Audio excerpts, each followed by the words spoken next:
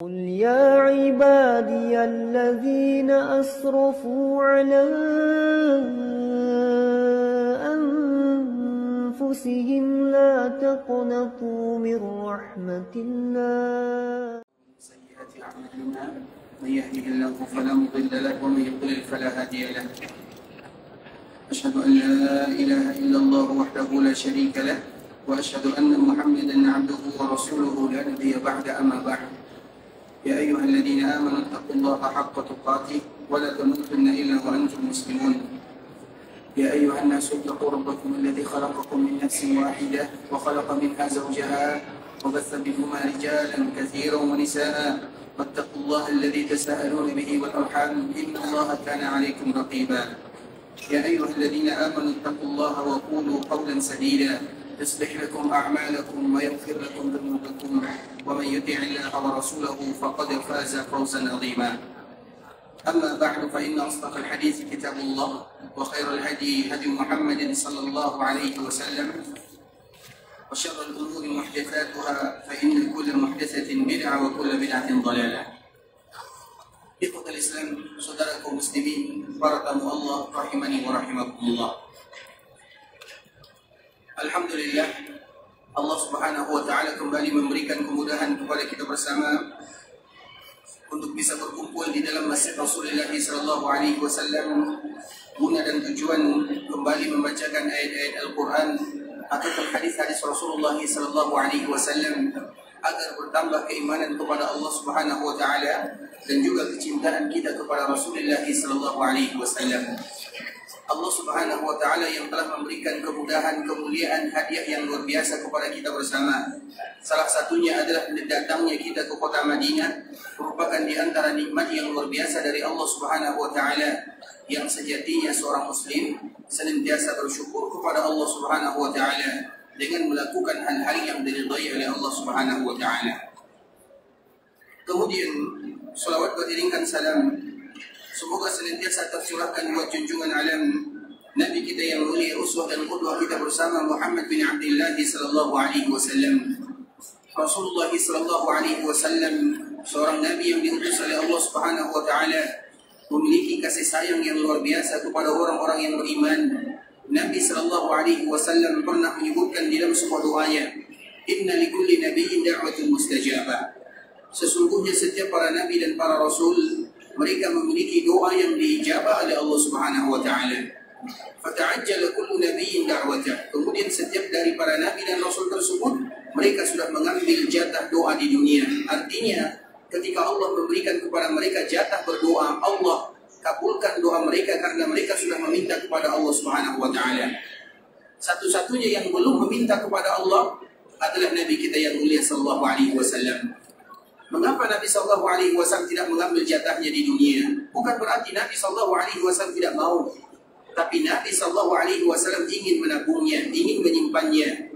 Sehingga Nabi sallallahu alaihi wasallam menyebutkan, "Wa inni ikhtabattu da'wati syafa'atan li ummati." Jatah yang tadi Allah berikan dalam kehidupan dunia, aku simpan di akhirat agar bisa menjadi syafaat yang akan diberikan kepada umat Rasulullah sallallahu alaihi wasallam. Itu merupakan di antara salah satu bentuk kasih sayang Rasulullah sallallahu alaihi wasallam kepada kita bersama sebagai umatnya. Nabi sallallahu alaihi wasallam selalu memikirkan kita sebagai umatnya. Dan salah satunya adalah masalah syafaat. Dan syafaat ini ikhwatul Islam, salah satunya adalah syafaat Nabi sallallahu alaihi wasallam kepada umatnya. Karena syafaat Nabi itu banyak sekali. Ada syafaat yang khusus untuk Nabi sallallahu alaihi wasallam. Ada syafaat yang khusus untuk semua orang yang ada. Ada syafaat Nabi sallallahu alaihi wasallam untuk semua manusia. Ada syafaat Nabi sallallahu alaihi wasallam untuk umatnya yang ada di dalam surga. Ada syafaat Nabi sallallahu alaihi wasallam untuk umatnya yang ada di dalam neraka. Banyak sekali syafaat Nabi. Di antara salah satunya ikhwatul Islam adalah syafaat agar Allah Subhanahu wa taala memberikan kemudahan kepada umat Nabi sallallahu alaihi wasallam di akhirat. Dan salah satu syafaat tersebut adalah karena tabungan Nabi sallallahu alaihi wasallam di dunia. Nabi menabung. Bagaimana tabungan Nabi sallallahu alaihi wasallam? Doa yang tadi dijatahkan oleh Allah Azza wa Jalla. Nabi tidak mengambil jatahnya. Nabi tabung di akhirat sana. Sehingga Nabi sallallahu alaihi wasallam menyebutkan, "Fahiya nailatun insyaallah." liman mata wa lam yusyrik billahi syai'a. Yang mana syafaat dari Nabi yang tadi Nabi simpan untuk kehidupan akhirat akan didapatkan oleh semua umatnya bagi mereka yang wafat, kecuali mereka yang wafat dalam keadaan melakukan kesyirikan kepada Allah Subhanahu wa taala. Artinya selama mereka tidak melakukan kesyirikan kepada Allah, maka mereka akan mendapatkan syafaat dari Rasulullah sallallahu alaihi wasallam. Dan tentunya ikhwatul Islam, di antara salah satu cara kita mendapatkan syafaat dari Nabi kita yang mulia sallallahu alaihi wasallam adalah dengan mengucapkan atau memperbanyak mengucapkan salawat kepada Rasulullah sallallahu alaihi wasallam. Maka dengan itu pula Nabi sallallahu alaihi wasallam menyebutkan, inna awlan nasi bi yaumil qiyamah aktsaruhum alayya salata. Orang yang paling pantas terhadap diriku di hari kiamat, makna paling pantas ini banyak artinya. Bisa jadi mereka yang berhak mendapatkan syafaat dari Nabi kita yang mulia sallallahu alaihi wasallam, aktsaruhum alayya salata, yaitu mereka yang paling banyak mengucapkan salawat kepada Rasulullah sallallahu alaihi wasallam. Oleh karenanya ikhwatul Islam, maka mari kita melatih lisan, melatih kegiatan bagaimana supaya hari-hari kita bisa kita manfaatkan. Setiap ada waktu kosong kita bersolawat kepada Rasulullah sallallahu alaihi wasallam, karena dengan memperbanyak solawat kepada Nabi sallallahu alaihi wasallam, harapannya adalah bagaimana kita termasuk orang yang mendapatkan syafaat dari Rasul kita yang mulia sallallahu alaihi wasallam. Ikhwatul Islam, saudara kaum muslimin, para tamu Allah rahimani wa rahimakumullah. Alhamdulillah, pada kesempatan kali ini kita akan kembali melanjutkan pembahasan sebelumnya berkaitan dengan wafatnya Rasulullah sallallahu alaihi wasallam, kemudian kejadian-kejadian yang terjadi, peristiwa yang terjadi sebelum wafatnya Rasulullah sallallahu alaihi wasallam. Kemarin kita telah menyebutkan ada beberapa wasiat Rasulullah sallallahu alaihi wasallam sebelum Nabi wafat.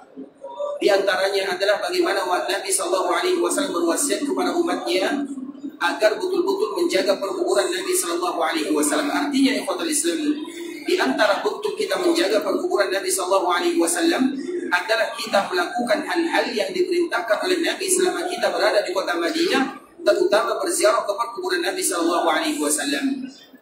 Dan sebelumnya kita telah menjelaskan di antara salah satu yang dianjurkan bagi kita melakukannya ketika berziarah ke perkuburan baginda Nabi yang mulia adalah mengucapkan doa, Assalamu alayka ya Rasulullah wa rahmatullahi wa barakatuh, sallallahu wa sallama wa baraka alayka wa jazaka afdala ma jaza nabiyan an ummati. Itu merupakan di antara yang dianjurkan bagi kita melakukannya, tidak lebih daripada itu ikhwatul Islam. Ketika kita berziarah ke perkuburan Nabi sallallahu alaihi wasallam, perkuburan yang harus kita menghormatinya sesuai dengan apa yang diinginkan oleh Nabi bagi kita untuk melakukannya. Makanya Nabi sallallahu alaihi wasallam berdoa kepada Allah, Allahumma la taj'al qabri wathanan yu'badah. Ya Allah, jaga perkuburanku, jangan ada satupun di antara umatku yang meminta kepadaku. Karena memang kita meminta kepada Allah Subhanahu wa taala.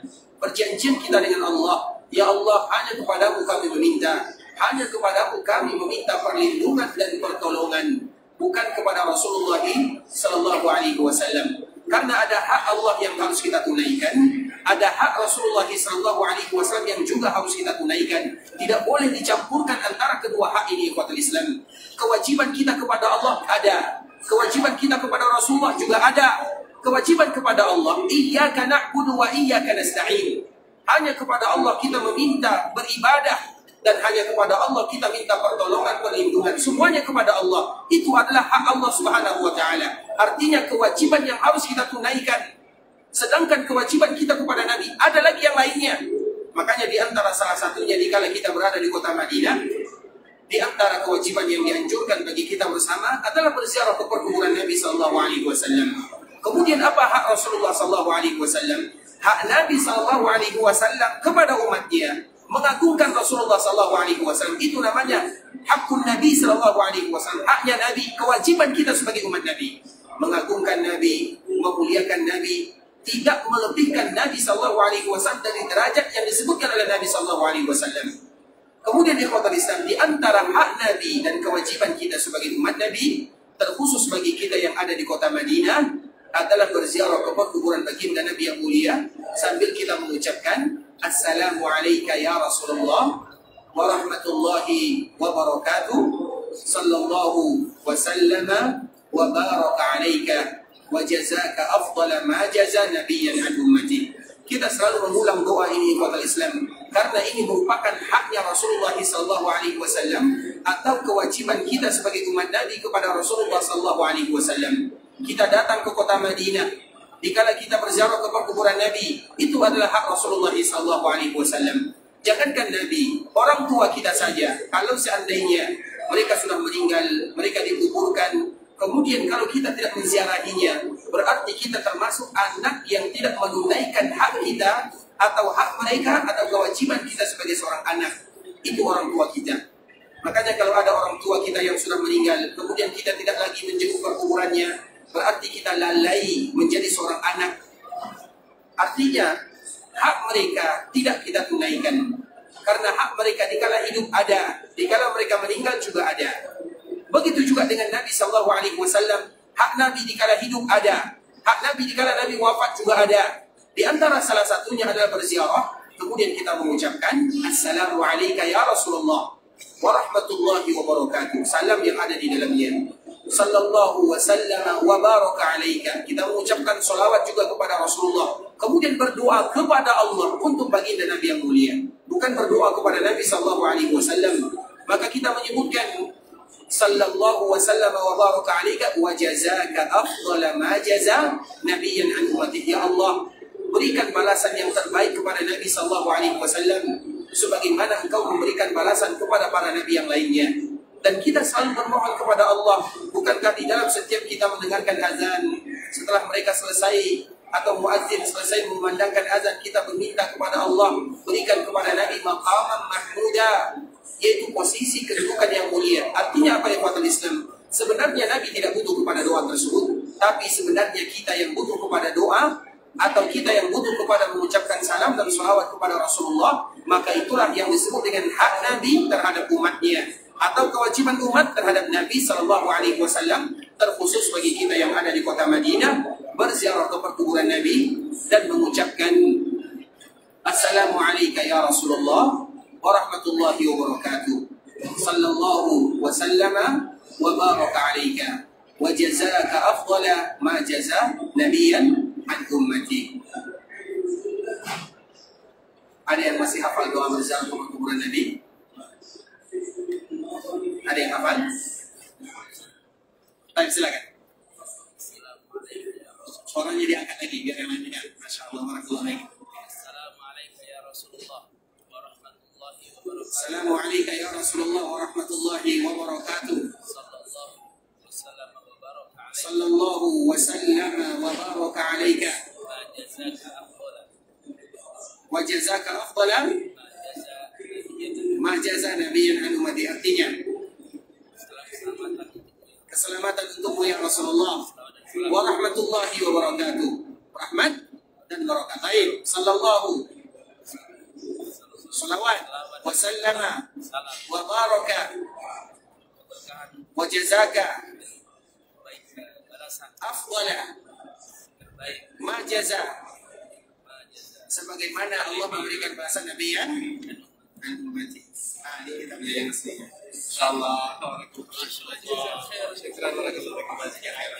Tanya kepada Islam itu merupakan di antara adab kita kepada Rasulullah SAW, atau hak Nabi SAW kepada kita sebagai umatnya, atau kewajiban umat kepada Rasulullah SAW. Makanya pesan ini kepada Islam merupakan pesan yang tidak boleh bagi kita melupakannya. Setiap kali kita ingat akan pesan Nabi SAW, maka kita berusaha untuk menerapkan, melakukan apa yang Nabi inginkan bagi kita sebagai umatnya. Kemudian kemarin juga kita telah membahas di antara pesan Nabi SAW adalah bagaimana Nabi memberikan wasiat kepada kita sebagai umatnya untuk berlaku baik terhadap orang-orang Ansar, orang-orang yang memiliki jasa yang diabadikan oleh Allah di dalam kitabnya, yang Nabi SAW memerintahkan kita untuk memuliakan mereka, terutama orang-orang Ansar.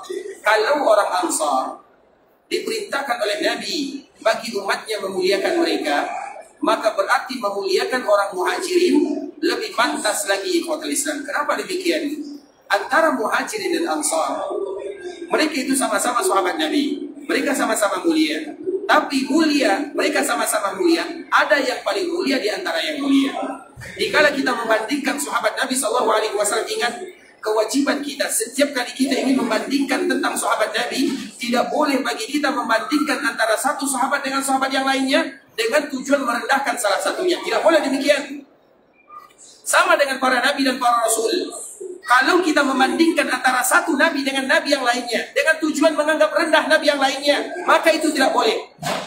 Bisa dipahami? Misalnya kita bandingkan antara Nabi SAW dengan misalnya Nabi Nuh alaihi salam. Nabi Nuh dikala dia berdakwah di jalan Allah, kemudian banyak di antara kaumnya yang tidak beriman, kemudian akhirnya dia mengatakan, ya Allah, turunkan kepada mereka bencana. Allah turunkan bencana. Kalau Nabi SAW dikala tidak diterima dakwahnya, apa doa Nabi? Allahumma hdi qaumi, ya Allah berikan petunjuk kepada kaumku. Dua hal yang berbeda. Nabi Nuh dikala berdakwah tidak diterima dakwahnya, maka dia berdoa kepada Allah, turunkan kepada mereka bencana azab. Allah turunkan, Allah hancurkan mereka semua. Dikala Nabi berdakwah, Nabi berdoa, ya Allah berikan petunjuk kepada mereka, karena mereka belum tahu. Allah berikan petunjuk kepadanya. Dua Nabi sama-sama berdakwah, namun memiliki doa yang berbeda. Nah, kalau seandainya kita membandingkan antara kedua ini dengan tujuan ada merendahkan Nabi Nuh alaihi salam, maka tidak boleh bagi kita melakukan yang demikian. Tapi kalau untuk membandingkan Nabi hanya ingin mengetahui mana yang lebih mulia di antara yang mulia, maka tidak menjadi masalah. Misalnya kita menyebutkan Nabi yang paling mulia atau Rasul yang paling mulia. Antara Nabi dengan Rasul adalah Rasul. Di antara Rasul yang paling mulia adalah Ulul Azmi. Di antara Ulul Azmi yang paling mulia adalah Nabi Ibrahim dan Nabi Muhammad SAW. Di antara dua Nabi ini, yang paling mulia adalah Muhammad bin Abdullah SAW. Sekedar membandingkan tidak menjadi masalah. Begitu juga dengan sahabat yang lainnya. Kalau kita membandingkan sahabat dengan tujuan ingin merendahkan yang lainnya, tidak boleh kita melakukan yang demikian. Kita harus ingat di ikhwatul Islam, karena sahabat itu adalah orang yang diridhai oleh Allah Azza wa Jalla. Begitu juga ketika kita ingin membandingkan antara Muhajirin dan Ansar, tujuan kita membandingkan, kita ingin mengetahui mana yang lebih mulia di antara yang mulia. Misalnya antara Muhajirin dan Ansar, tidak boleh kita merendahkan salah satunya. Kalau kita perhatikan, apabila Nabi memberikan wasiat kepada umatnya untuk menjaga, memelihara, mendoakan, memaafkan orang-orang Ansar, maka tentunya melakukan yang demikian kepada orang Muhajirin lebih diutamakan lagi. Mengapa demikian ikhwatul Islam? Muhajirin, mereka memiliki dua sifat. Yang pertama, mereka hijrah karena Allah Subhanahu wa taala. Yang kedua, mereka juga al-Ansar, orang Muhajirin, juga disebut dengan Ansar karena mereka menolong Nabi SAW. Dan merekalah yang pertama kali menolong Nabi SAW. Kemudian orang Ansar, mereka mendapatkan sifat al-Ansar, namun mereka tidak mendapatkan sifat al-Muhajirin. Sehingga kalau kita bandingkan antara Muhajirin dan Ansar, sama-sama sahabat yang mulia. Allah abadikan kisah mereka di dalam Al-Quran, dan wajib bagi kita memuliakannya. Tapi kalau kita bandingkan di antara mereka berdua, yang paling mulia dari kalangan sahabat baginda Nabi yang mulia adalah dari kalangan orang-orang Muhajirin. Nah, pesan Nabi SAW, kemarin kita menyebutkan, Nabi berpesan kepada kita untuk menghormati, menjaga, memaafkan apapun yang terjadi terhadap orang-orang Ansar. Kalau kita diperintahkan demikian terhadap orang-orang Ansar, maka terhadap orang-orang Muhajirin lebih pantas lagi kita menghargai, memuliakan dan memaafkan mereka. Sehingga ikhwatul Islam, tidak boleh seorang Muslim ketika mereka berbicara tentang sahabat Nabi SAW, apapun yang terjadi terhadap sahabat Nabi. Dan kita tahu banyak sekali kejadian yang terjadi kepada sahabat Rasulullah SAW, terutama setelah Nabi wafat. Banyak kejadian yang terjadi kepada mereka. Ada yang kita kenal dengan masalah yang terjadi antara ibunda kita Aisyah dengan Ali bin Abi Thalib radhiyallahu ta'ala anhuma. Ada di antara kita yang mengenal masalah yang terjadi antara Muawiyah dengan Ali bin Abi Thalib radhiyallahu ta'ala anhum ajma'in. Dikala kita ingin melihat sejarah, membahas masalah yang terjadi di antara mereka, tidak menjadi masalah. Tapi yang menjadi masalah adalah apabila kita merendahkan salah satu di antaranya. Tidak boleh kaum muslimin berbicara tentang sahabat Nabi kecuali yang baik-baik saja. Kalau seandainya kita ikhwatul Islam, ada orang yang berbicara kurang baik terhadap keluarga kita, kita pasti marah. Apakah kita tidak marah terhadap orang yang tidak berbicara baik terhadap keluarga Nabi SAW dan juga sahabat-sahabat Rasulullah SAW?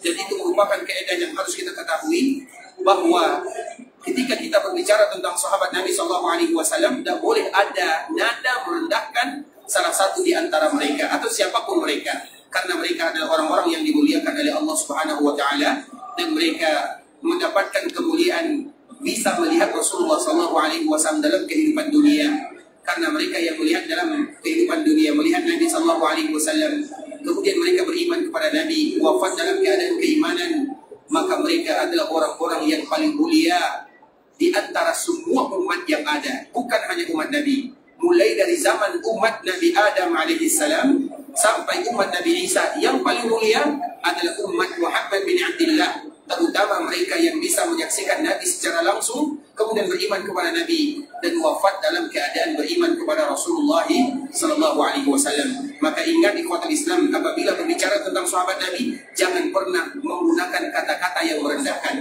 Dan itu banyak sekali terjadi ikhwatul Islam.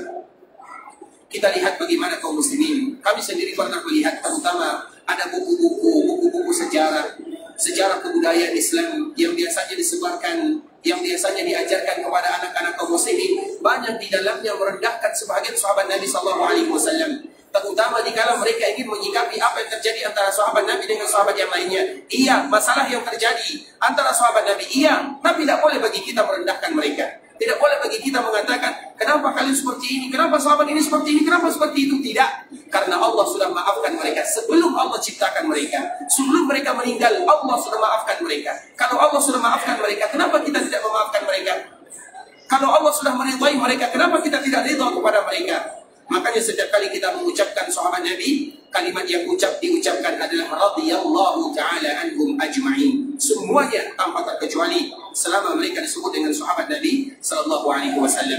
Nah, Nabi sallallahu alaihi wasallam berpesan kepada kita bersama untuk berbuat baik kepada orang-orang Ansar, dan secara umum berbuat baik terhadap orang-orang yang ada di Madinah. Dan ini kita ulang lagi hadis Nabi sallallahu alaihi wasallam. Jika kita berada di kota Madinah, maka mungkin ada muamalah-muamalah yang kurang bagus kita dapatkan, terutama dari orang Madinah. Kalau mereka berasal dari Madinah dan mereka adalah orang Madinah, maka yang harus kita kedepankan adalah bagaimana kita berlapang dada dan memaafkannya. Ingat itu baik-baik ikhwatul Islam. Kenapa harus demikian? Kenapa demikian Ustaz? Kadang kita menjumpai muamalah yang kurang bagus karena ada doa Nabi SAW. Dengarkan apa yang Nabi minta kepada Allah. Allahumma man zalama ahlal madinati wa akhafahum fa'akhifhu. Ya Allah, Rasulullah SAW berdoa kepada Allah, Allahumma ya Allah, barang siapa yang menzalimi penduduk Madinah, ahlul Madinah. Ahlul Madinah itu siapa? Tentunya semua mereka yang bermukim, yang tinggal di sini, lahir di sini, tinggal di sini. Dan kita tahu mereka yang tinggal di kota Madinah pasti ada kesalahan yang mereka lakukan. Tidak semuanya ulama. Ada kesalahan yang mereka lakukan. Kadang ada kata-kata yang kurang bagus mereka kita dengarkan dari kalimat dari mulut mereka semuanya. Kita tahu itu semua ikhwatul Islam. Tapi jangan pernah kita membalas kesalahan mereka tersebut dengan keburukan. Tapi balaslah dengan memaafkan. Karena memang ada doa Nabi. Kalau Nabi berdoa, kita mau apa? Karena kota ini kota Nabi SAW. Ketika ini merupakan kota Nabi, maka ada keutamaan yang diberikan oleh Allah kepada kota Nabi SAW. Karena Nabi di sini, mereka yang tinggal di kota Madinah atau yang disebut dengan Ahlul Madinah, mereka itu disebut dengan tetangga Rasulullah SAW. Makanya Nabi SAW berdoa kepada Allah, Allahumma man zalama ahlal Madinah. Ya Allah, barang siapa yang menzalimi penduduk Madinah, wa afafahum, atau membuat mereka menjadi takut, fa'akhifhu, maka buat mereka takut ya Allah. Kata Nabi SAW. Tidak sampai di situ saja ikhwatul Islam. Wa alaihi la'natullah wal malaika wan nasi ajma'in. Untuknya laknat dari Allah, malaikat dan semua manusia. Tidak sampai di situ saja. La yaqbalullahu minhu sarfun wala adlun. Allah tidak menerima apa yang mereka lakukan. Kita tidak mau demikian ikhwatul Islam. Dan itu merupakan di antara keutamaan kota Nabi SAW. Makanya kalau kita ingin masuk ke dalam doa yang disebutkan oleh Nabi SAW, maka jadilah penduduk Madinah. Orang penduduk Madinah itu bukan orang Arab saja. Mereka yang tinggal di Madinah, wafat di Madinah, dan yang tinggal di Madinah bukan hanya orang Arab, semuanya. Banyak orang yang tinggal di Madinah, ikhwatul Islam. Dari daerah kita banyak, mulai dari Andalusia, sampai Indonesia, sampai Malaysia, banyak yang tinggal di sini. Mereka ingin bermukim di sini, mereka ingin menjadi penduduk Madinah, maka mereka mendapatkan kemuliaan yang disebutkan oleh Nabi SAW. Maka Nabi sendiri yang memberikan motivasi. Artinya, kalau kita berada di kota Madinah, maka ingat kita jaga mereka-mereka yang menjadi tetangga Rasulullah SAW. Sehingga banyak sekali keutamaan yang disebutkan oleh Nabi SAW. Karena yang demikian adalah untuk menjaga Nabi SAW. Dan kita harus tahu, apabila kita cinta kepada seseorang, misalnya kita cinta kepada fulan, ada nama fulan itu namanya Muhammad, ada bapak namanya Bapak Muhammad, kita cinta kepada Bapak Muhammad, maka konsekuensi daripada cinta tersebut, kita harus mencintai apa yang tadi dicintai oleh Bapak Muhammad ini. Bapak Muhammad ini cinta kepada anaknya, berarti kita juga cinta kepada anaknya. Bapak Muhammad ini cinta kepada keluarganya, berarti kita juga cinta kepada keluarganya. Bapak Muhammad ini cinta kepada sahabatnya, berarti kita juga cinta kepada sahabatnya. Bapak Muhammad ini suka kepada kampungnya, berarti kita juga suka kepada kampung dan daerahnya. Itu kalau cinta kepada manusia. Bukankah harus demikian yang harus kita lakukan? Kalau kita mencintai seseorang, maka juga kita mencintai orang yang dicintai oleh orang yang kita cintai. Itu sesuatu yang masyhur. Kalau kita cintai seseorang, kita mencintai seseorang, maka kita juga harus mencintai apa yang dia cintai. Dan kita semua mencintai Nabi SAW. Dan cinta kita kepada Nabi tidak akan sempurna sampai kita mencintai apa yang dicintai oleh Nabi SAW. Apapun yang dicintai oleh Nabi, wajib bagi kita mencintainya. Nabi cinta kepada kota Madinah, wajib bagi kita cinta kepada kota Madinah. Nabi cinta kepada keluarganya, wajib bagi kita cinta kepada keluarganya. Nabi cinta kepada keturunannya, wajib bagi kita cinta kepada keturunannya. Nabi cinta kepada orang Ansar, orang Muhajirin, maka wajib bagi kita mencintai Ansar dan Muhajirin. Nabi cinta kepada penduduk Madinah, maka wajib bagi kita cinta kepada penduduk Madinah. Itu konsep daripada makna sebuah cinta kepada baginda Nabi yang mulia sallallahu alaihi wasallam. Kemudian di kota Islam, itu merupakan di antara wasiat Rasulullah SAW sebelum Rasulullah SAW dipanggil oleh Allah Subhanahu Wa Taala. Kemudian di kota Islam, sebelum Rasulullah SAW dipanggil, ada lagi kejadian yang sangat indah, yang mana kisah ini juga dibawakan oleh ibunda kita Aisyah radhiyallahu taala anha, yang dibawakan atau yang diriwayatkan oleh Imam Bukhari rahimahullahu taala. Dan sebelumnya kita telah menyebutkan bahwa cerita tentang wafatnya Nabi SAW, hadis-hadis yang kita bawakan kebanyakannya adalah hadis yang dibawakan oleh ibunda kita Aisyah radhiyallahu taala anha, karena memang Aisyah, Nabi sakit di rumah Aisyah, dan Aisyah yang selalu menemani Rasul kita yang mulia sallallahu alaihi wasallam. Di dalam kisah ini, Fathul Islam, kita akan menyebutkan, dan ini merupakan akhir daripada perjumpaan Nabi sallallahu alaihi wasallam dengan keluarganya, terutama dengan putrinya. Ibunda kita Aisyah menyebutkan, inna kunna azwajan Nabi sallallahu alaihi wasallam indahu jami'an. Ketika Nabi sallallahu alaihi wasallam sakit, yang mana Nabi sallallahu alaihi wasallam tidak lagi bisa berpindah dari satu rumah kepada rumah yang lainnya, Nabi sallallahu alaihi wasallam menetap di rumah ibunda kita Aisyah setelah minta izin dari istri yang lainnya. Kemudian apa kata Aisyah? Kami semua istri Nabi, dan kemarin kita telah menyebutkan istri Nabi. Berapa orang jumlah istri Nabi? 11 orang yang hidup bersama Nabi sallallahu alaihi wasallam. Ada 9 orang. Siapa yang hafal nama istri Nabi tanpa melihat internet? Silakan.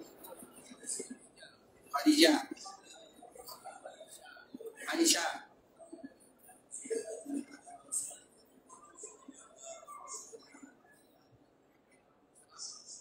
Ummu Salamah.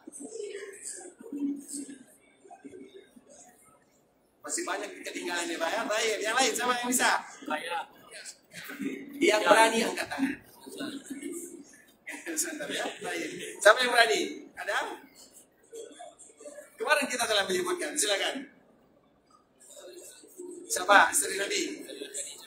Siti Khadijah. Siti itu bahasa kita ya, terutama bahasa Melayu. Siti ini. Siti itu kalau bahasa kitanya Sayyidah Khadijah. Bahasa kitanya Siti. Kalau mungkin bahasa yang lain kami tidak tahu, tapi Siti itu biasanya terutama mereka yang berasal dari Melayu, karena kami juga suku Melayu, biasanya ada Siti-Sitinya. Siti ini, Siti itu. Silakan. Yang pertama, Sayyidah Khadijah. Aisyah, Sofia, Ummu Habibah, Hafsah, Sauda, Zainab binti Khuzaimah, Zainab binti Jahsh, Ummu Salamah, Juwairiyah. Satu lagi, baru 10. Yang melahirkan anak Nabi selain Khadijah. Yang melahirkan anak Nabi selain Khadijah. Siapa? Siapa? Maryam Al-Qibtiyah. Maryam Al-Qibtiyah. Silakan. Masyaallah. Nanti dibaca ya. Insyaallah. Jazakumullah khairan. Itu adalah istri Nabi sallallahu alaihi wasallam. Nah, Khadijah dengan Zainab itu ada 2. Salah satunya meninggal. Yang Zainab ini ada 2 karena hanya menikah dengan Nabi kurang lebih 3 bulan saja. Khadijah dan Zainab mereka meninggal. 2 orang meninggal, berarti tersisa 9 orang istri Nabi sallallahu alaihi wasallam. Nah, Aisyah mengatakan, "Inna kunna azwajan Nabi." Kami selaku istri Nabi sallallahu alaihi wasallam, indahu jami'an, senantiasa berada di sisi Nabi sallallahu alaihi wasallam. Lam tughadar minna wahidah. Tidak satu pun di antara kami yang meninggalkan Nabi sallallahu alaihi wasallam. Artinya keluarga Nabi sallallahu alaihi wasallam, walaupun Nabi sakit di rumah Aisyah, Nabi tidak lagi bisa berkeliling di rumah istri-istri yang lainnya, namun mereka tidak pernah meninggalkan Nabi SAW sendirian. Berarti keluarga Nabi, istri Nabi, mereka selalu berada di rumah ibunda kita Aisyah radhiyallahu taala anha, terutama di akhir kehidupan Nabi SAW.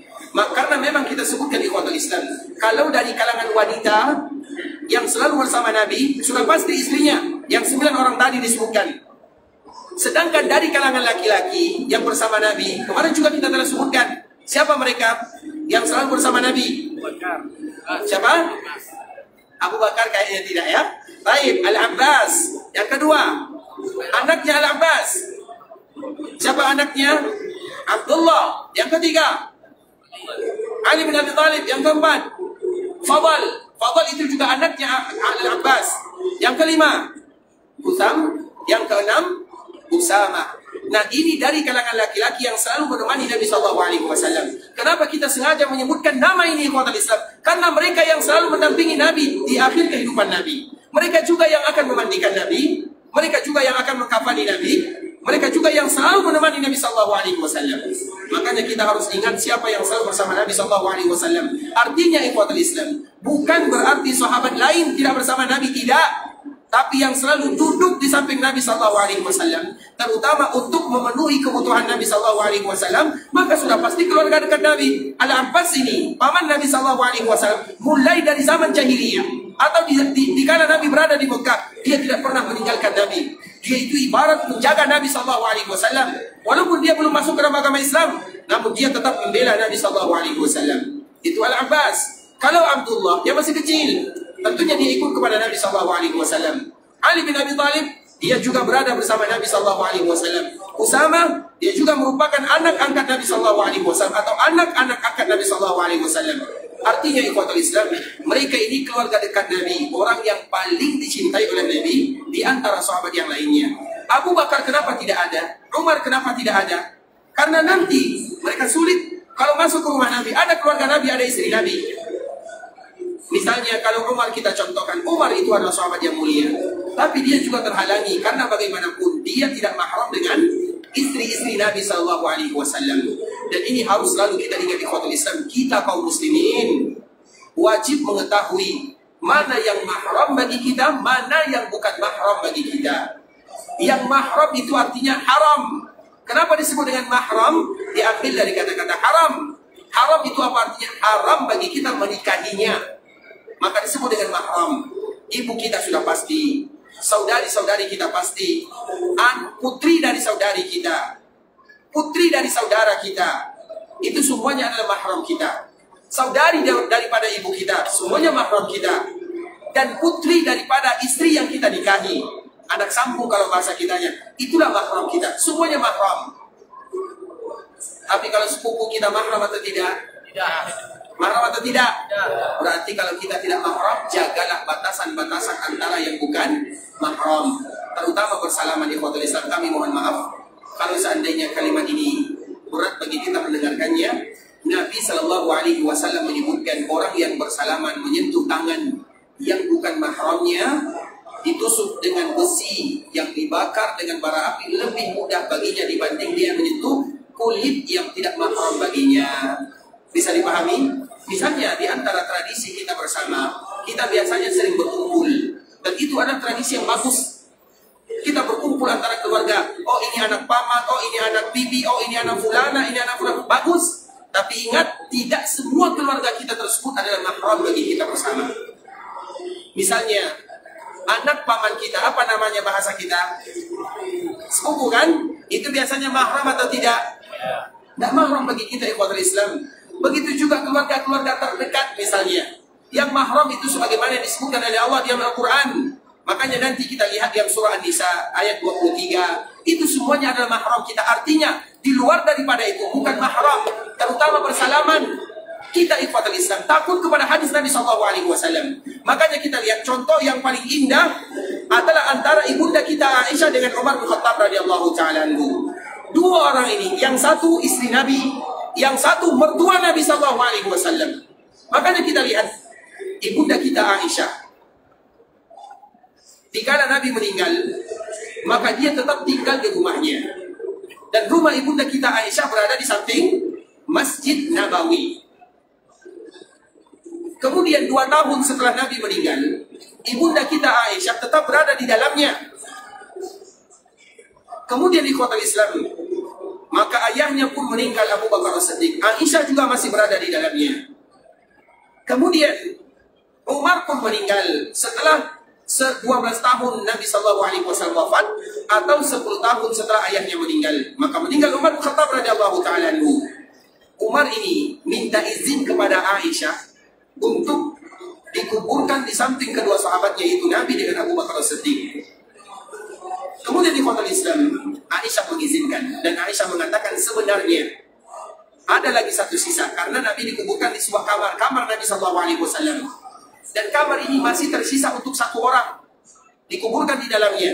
Aisyah mengatakan sebenarnya tempat ini adalah milikku, dan aku ini dikuburkan di samping suamiku, dan aku ini dikuburkan di samping ayahku. Kata Aisyah radhiyallahu ta'ala anha. Namun Umar, kapan Umar meninggal?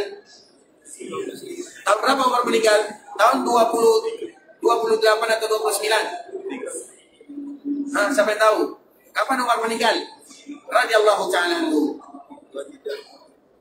Tahun Nabi kapan meninggal? Tahun 11 Hijriah. Abu Bakar kapan meninggal? Karena 2 tahun setelahnya, 13 Hijriah. Kemudian Umar 10 tahun setelahnya, berarti 23 Hijriah. Aisyah kapan meninggalnya?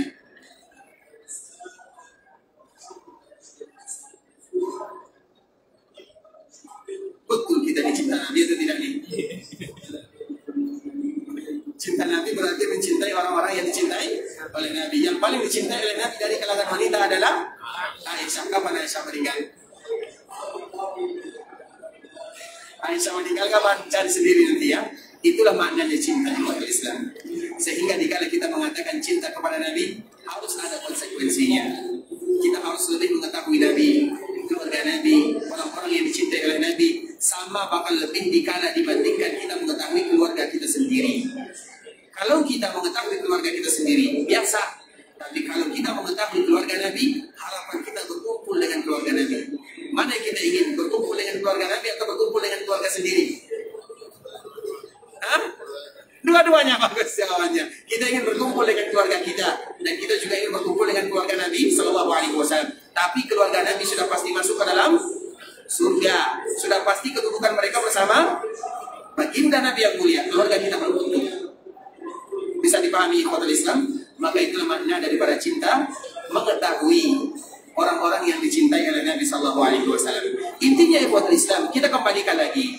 Nah, ibunda kita Aisyah radhiyallahu ta'ala anha, dikala Umar meninggal dan Umar minta tolong kepadanya atau minta kepadanya untuk dikuburkan di samping kedua sahabatnya, maka Aisyah mengizinkan.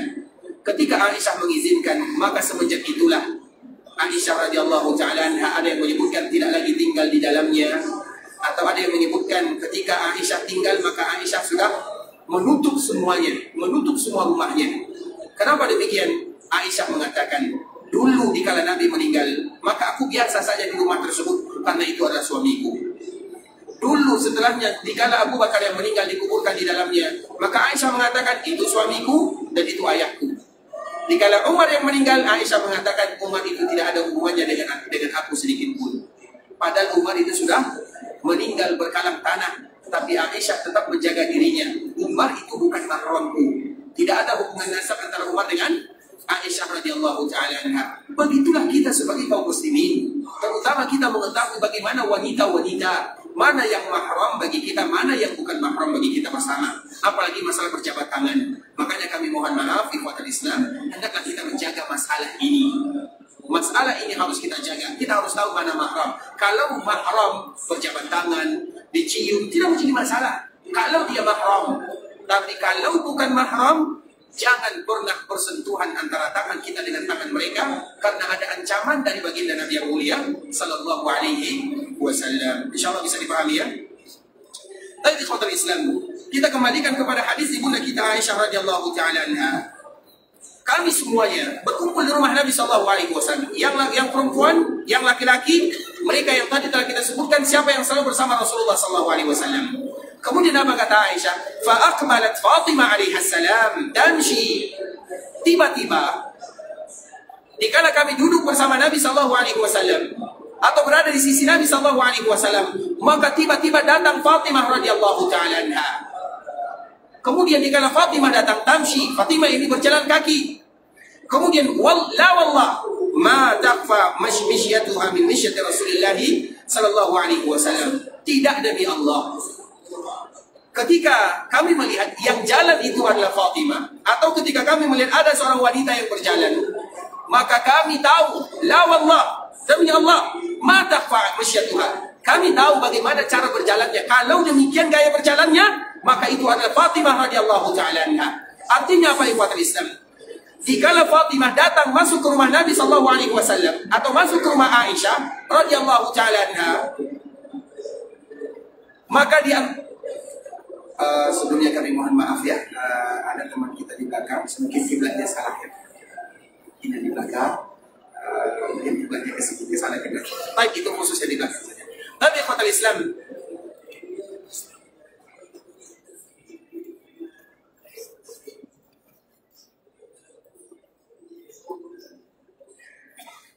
Islam, saudara kaum muslimin, para tamu Allah rahimani wa rahimakumullah.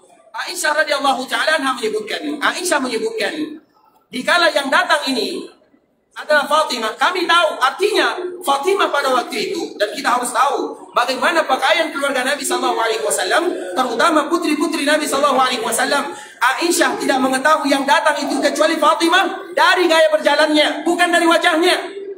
Kita harus ingat dari hadis yang mulia ini ikhwatul Islam, la wallahi ma taqfa mishyatuha min mishyati Rasulillah sallallahu alaihi wasallam. Dikala dia berjalan, kami tahu itu adalah Fatimah. Dari mana dia tahu itu adalah Fatimah? Dari gaya berjalannya. Sehingga banyak pelajaran yang bisa kita ambil. Berarti keluarga Nabi, putri Nabi. Bagaimana Fatimah radhiyallahu ta'ala anha? Berarti Fatimah radhiyallahu ta'ala anha dikala ingin masuk ke dalam rumah ayahnya, dia memakai pakaian. Kita harus mengetahui bagaimana pakaian keluarga Nabi sallallahu alaihi wasallam, terutama Fatimah radhiyallahu ta'ala anha.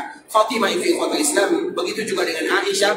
Di awal-awal wajah mereka masih terbuka, namun di akhir-akhir setelah Allah turunkan ayatul hijab, maka mereka tidak lagi membuka wajahnya. Salah satunya adalah Fatimah.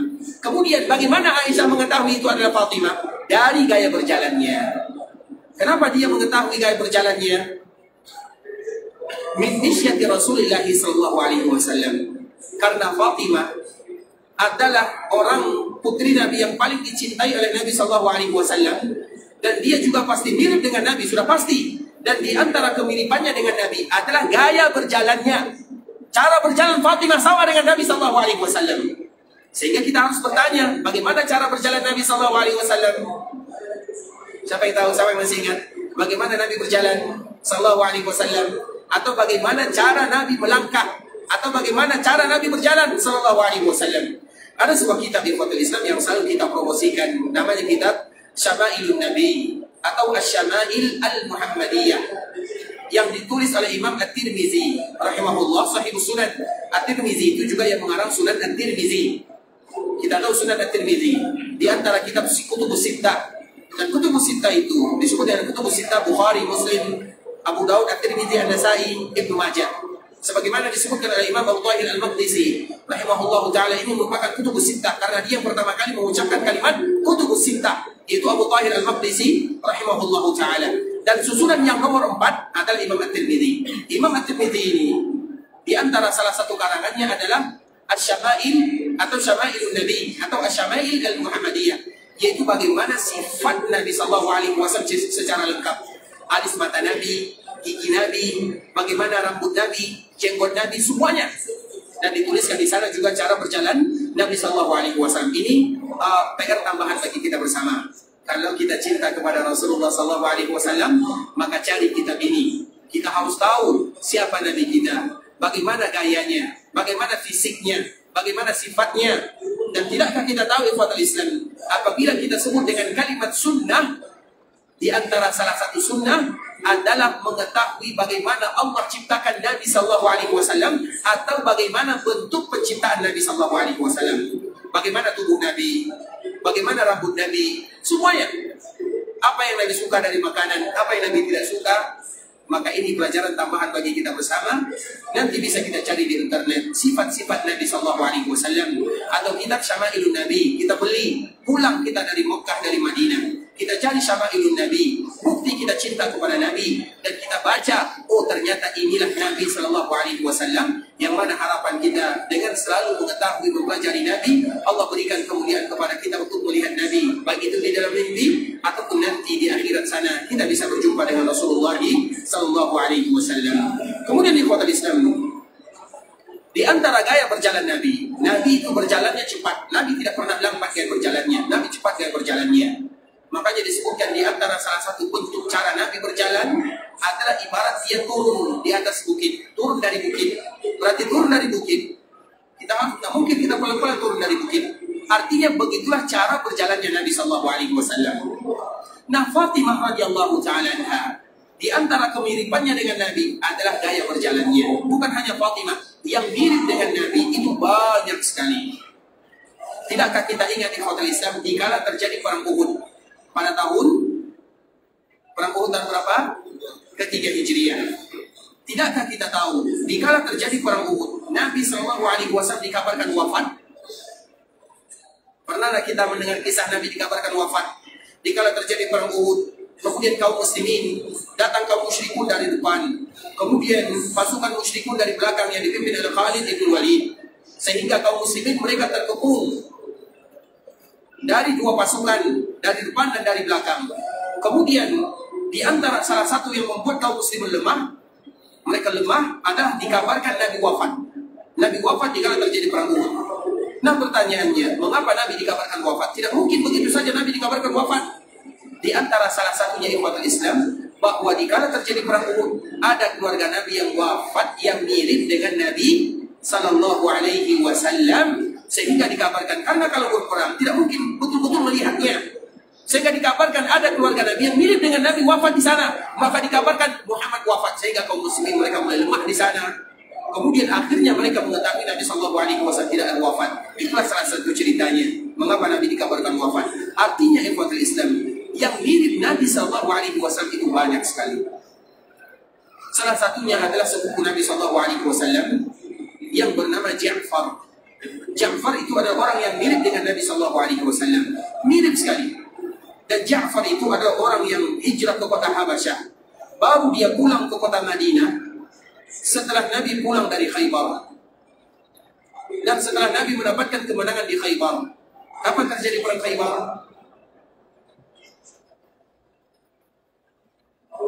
PR bagi kita bersama ya. Insya Allah nanti kita sambung lagi. Insya Allah ikhwatul Islam, ternyata masih banyak tanggung jawab kita untuk mencintai Nabi sallallahu alaihi wasallam.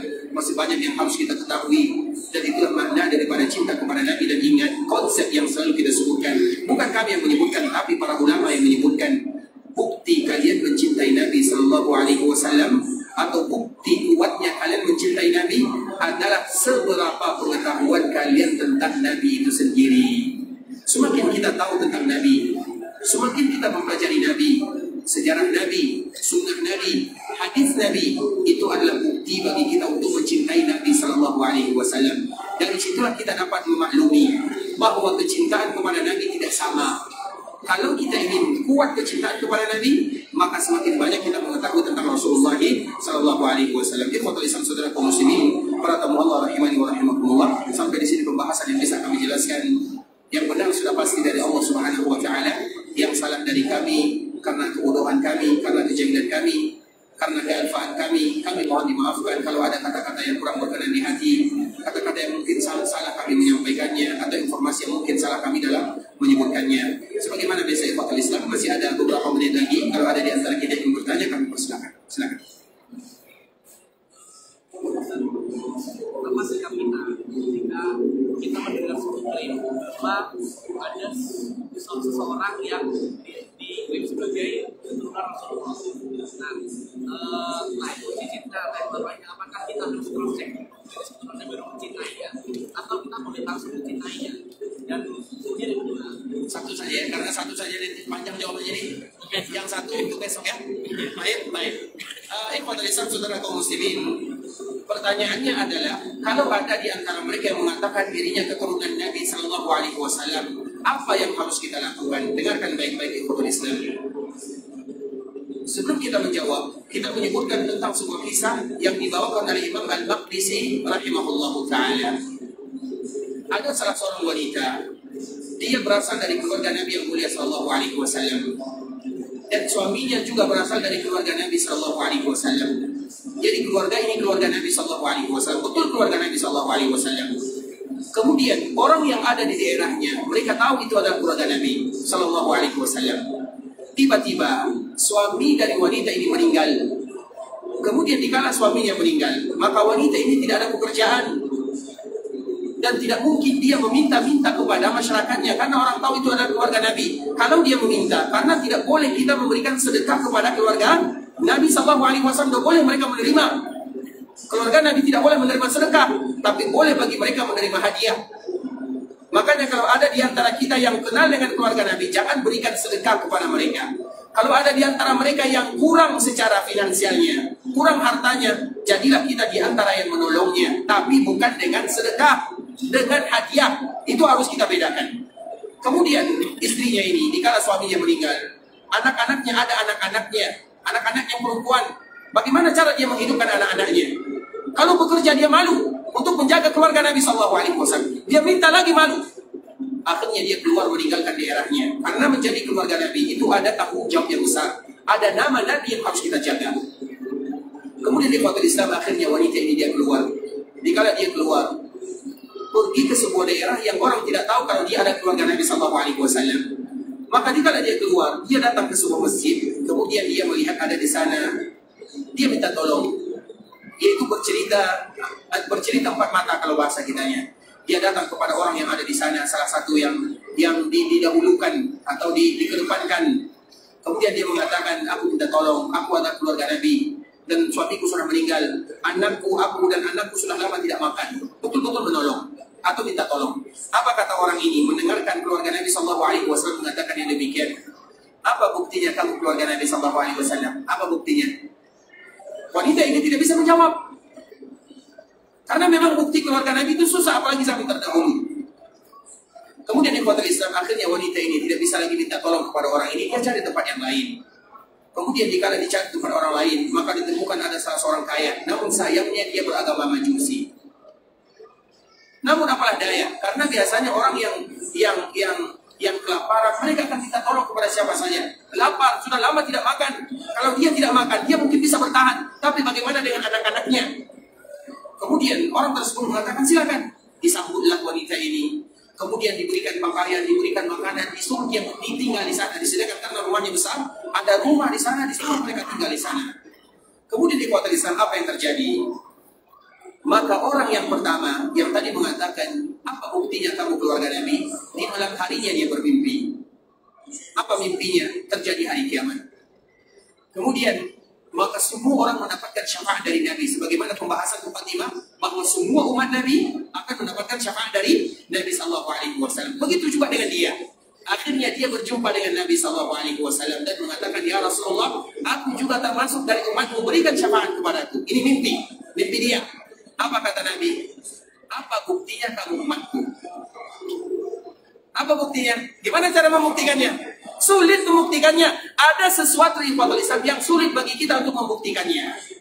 Nah, dari sini dapat kita ambil pelajaran, walaupun hanya sekedar cerita, tapi ada pelajaran yang luar biasa. Semua mereka yang mengatakan dirinya keluarga Nabi SAW, maka tidak boleh kita dustakan karena untuk mengagungkan Nabi SAW. Benar atau salah, itu tanggung jawab dia antara dia dengan Nabi SAW. Bisa dibedakan? Kalau ada orang yang mengatakan saya keluarga Nabi, kewajiban kita mempercayainya untuk menghormati Nabi SAW. Tapi dia benar, jujur, dusta, itu urusan dia. Urusan dia dengan Nabi. Kalau dia benar, alhamdulillah. Kalau dia salah atau dia berbohong, ingat, man kadzaba alayya muta'ammidan. Barang siapa yang berdusta atas namaku, kata Nabi, maka sama saja dia menyediakan tempat duduknya di dalam api neraka. Artinya apa, ikhwatul Islam? Apabila ada orang yang mengatakan dia keluarga Nabi, kewajiban kita apa? Kita lakukan kewajiban kita. Kewajiban kita percaya, selesai. Apa sulitnya percaya kepada mereka yang mengatakan dirinya keluarga Nabi? Apa sulitnya? Tapi kalau mereka bohong, maka itu urusan mereka dengan Rasulullah SAW. Bukan urusan kita. Urusan kita percaya untuk menghargai Nabi kita yang mulia. Karena kalau kita tidak percaya, maka nanti sama kejadiannya. Bisa kita pahami? Dan nanti sebenarnya di Fatul Islam ini akan kita bahas tentang masalah keluarga Nabi SAW. Jadi, kalau ada orang yang mengatakan keluarga mereka keluarga Nabi, kewajiban kita percaya, selesai. Kalau mereka keluarga Nabi, ada tanggung jawab di sana. Karena, makanya kami selalu menyebutkan, di sini Fatul Islam tentunya yang paling banyak keluarga Nabi itu di sini. Iya atau tidak? Di sini yang paling banyak keluarga Nabi SAW. Bahkan dosen-dosen kami yang ada di sana itu banyak sekali keluarga Nabi SAW. Tapi sayangnya kami tidak tahu kalau mereka adalah keluarga Nabi. Karena mereka juga tidak promosi. Karena menjadi keluarga Nabi itu besar tanggung jawabnya untuk menjaga Nabi SAW. Kalau ada di antara mereka mungkin yang melakukan kesalahan, coba bayangkan, dia yang akan menjadi pembuka pintu keburukan bagi orang lain. Keluarga Nabi saja seperti itu. Iya atau tidak? Jangankan keluarga Nabi, ada dua orang. Yang satu anak ustaz, yang satu anak orang umum, anak orang biasa. Sama-sama sekolah. Kemudian sama-sama merokok. Siapa yang paling dimarahi? Yang anak ustaz. Kenapa? Ayahnya menjadi keluarga Nabi. Berat apalagi menjadi keluarga Nabi SAW. Harus kita jaga Nabi SAW. Maka di antara bentuk mencintai Nabi, agungkan Nabi SAW. Makanya di sini orang-orang yang keluarga Nabi, bahkan kami sendiri saja, dosen-dosen kami itu, kami tidak tahu kalau mereka keluarga Nabi. Karena memang mereka sengaja merahasiakannya. Karena nanti kalau mereka salah, yang namanya muamalah, pasti ada salah di sana. Tak ada yang namanya manusia sempurna, tidak ada. Tapi mereka ingin menjaganya. Mereka menyembunyikannya karena ingin menghormati Nabi SAW. Bisa dipahami? Makanya sampai sekarang ikhwatul Islam banyak di antara dosen-dosen kami yang mereka adalah keluarga Nabi SAW. Tapi mereka tidak menyebutkan mereka keluarga Nabi, ingin menghormati Nabi SAW. Karena menjadi keluarga Nabi itu bukan untuk ada beban di sana, beban untuk menjaga Nabi, belum lagi beban untuk menjaga sunnah Nabi SAW. Dan yang paling pantas terhadap sunnah Nabi adalah keluarga Nabi SAW. Mereka lah yang harus mencontoh Nabi supaya memberikan pelajaran kepada manusia yang lainnya. Makanya di sini, makanya kami tadi menyebutkan, kalau kita berbicara tentang keluarga Nabi, pasti yang paling banyak adalah di kota Rasulullah SAW. Namun jarang di antara mereka yang menyebutkan mereka adalah keluarga Rasulullah SAW untuk menghormati Nabi, supaya nanti kalau mereka melakukan kesalahan, orang tidak mengatakan kamu ini. Banyak beban yang harus mereka jaga. Makanya kalau ada di antara kita yang mungkin keluarga Nabi SAW, ada tanggung jawab di sana. Karena mata kita ini akan senantiasa tertuju di sana. Makanya tadi kita menyebutkan Imam At-Tirmidzi rahimahullah ta'ala, dia ada di antara salah satu, karena memang ada dua manusia atau ada dua kelompok manusia. Yang satunya mereka terlalu berlebihan mencintai keluarga Nabi Sallallahu Alaihi Wasallam. Yang satunya menghinakan keluarga Nabi Sallallahu Alaihi Wasallam. Dan ini pembahasan yang sangat panjang. Sedangkan Ahlus Sunnah wal Jamaah, kita mencintai keluarga Nabi Sallallahu Alaihi Wasallam sesuai dengan perintah Nabi Sallallahu Alaihi Wasallam, tapi juga kita tidak boleh kelewat batas. Ada batas-batas mencintai keluarga Nabi Sallallahu Alaihi Wasallam, tidak sama dengan orang-orang yang berlebihan. Yang berlebihan misalnya menyebutkan misalnya keluarga Nabi itu sampai derajatnya derajat kepada ilah, derajat ini banyak sekali kalau kita bahas yang fatal Islam. Makanya Imam At-Tirmidzi di antara salah satu, siapa yang tahu kenapa Imam At-Tirmidzi meninggal? Karena setiap Imam Bukhari meninggal, Imam Muslim meninggal, Imam Abu Dawud, Imam At-Tirmidzi juga meninggal. Kalau Imam Muslim meninggal di fatal Islam karena sejarah para ulama itu indah sekali. Imam Muslim meninggal karena dia makan kurma terlalu banyak dan dia tidak sadar kalau dia makan kurma terlalu banyak. Karena sibuk membaca di malam hari, karena mereka tidak tidur, baca hadis Nabi sambil mengunyah kurma, dia tidak sadar kalau kurmanya yang satu keranjang ini habis. Sehingga dengannya dia sakit, kemudian dia pun meninggal dengannya. Nah, Imam An-Nasai, kenapa dia meninggal? Salah satunya gara-gara menulis tentang keutamaan keluarga Nabi Sallallahu Alaihi Wasallam. Maka ada kelompok yang tidak suka kepada keluarga Nabi. Karena ada orang yang tidak suka kepada keluarga Nabi. Dan kita tidak termasuk. Kita semuanya Ahlus Sunnah wal Jamaah wajib mencintai Nabi dan wajib mencintai orang-orang yang dicintai oleh Nabi Sallallahu Alaihi Wasallam. Dan insya Allah pembahasan ini akan kita lengkapkan karena tadi berbicara tentang Fatimah radhiyallahu taala. Insya Allah jelas ya. Dan jelas bagi kita bersama ya. Baik Bapak Islam, saudara kaum muslimin, para tamu Allah rahimani wa rahimakumullah. Sampai di sini pembahasan yang bisa kami sebutkan yang benar dari Allah Subhanahu wa taala, yang salah dari diri kami pribadi, dan semoga Allah Subhanahu wa taala ampunkan dosa kita bersama. Allah mudahkan urusan kita. Kalau ada di antara kaum muslimin mereka yang mendapatkan musibah, semoga Allah Subhanahu wa taala berikan kemudahan.